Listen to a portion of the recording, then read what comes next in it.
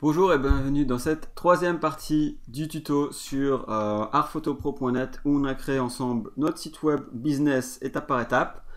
Pour le moment, j'ai juste envie de vous montrer en vitesse comment créer un deuxième site donc en sous-domaine. Donc vous pouvez avoir l'hébergement Baby pour créer plusieurs noms de domaine, mais à chaque fois il faut racheter un nom de domaine. Mais ici on va faire ça entièrement gratuitement. On va créer un portail de formation. Et donc, on va voir comment créer un sous-domaine pour notre site.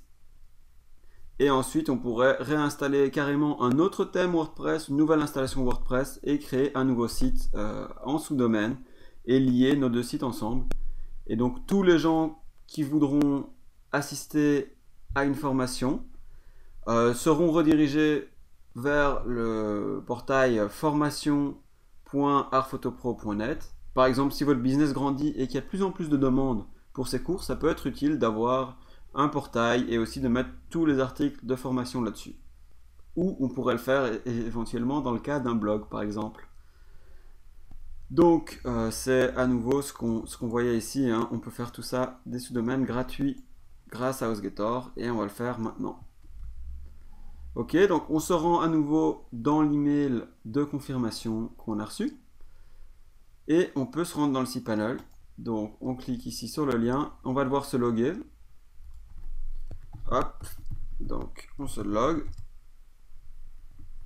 J'ai vraiment décidément des problèmes avec le mot de passe.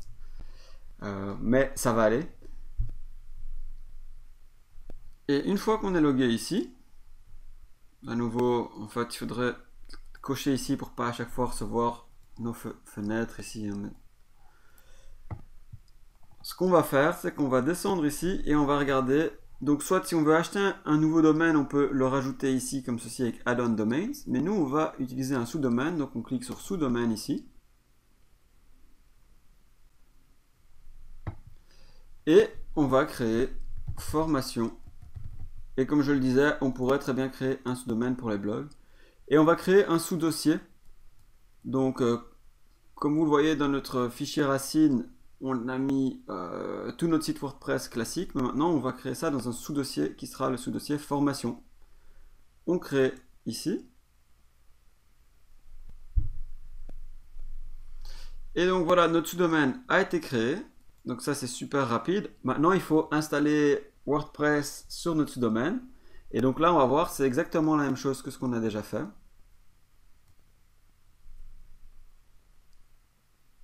Donc on retourne dans le Home.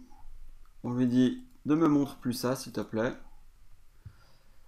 On crée ici le Quick Install. Donc à nouveau c'est soit WordPress ici, soit en bas il y a un Quick Install.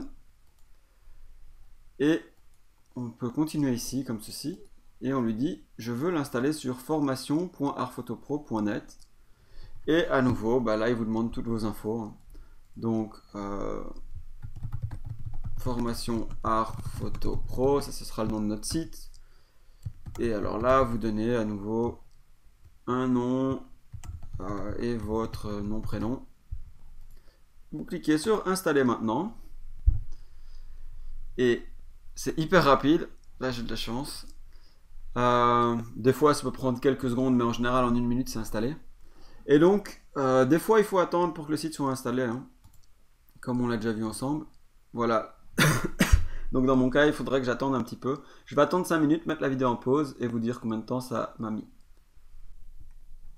Voilà, donc j'ai dû attendre 8 minutes. Ça se peut que ça prenne plus longtemps, mais j'ai eu de la chance, c'est 8 minutes.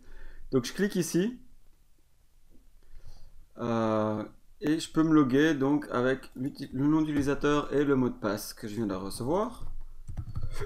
Hop.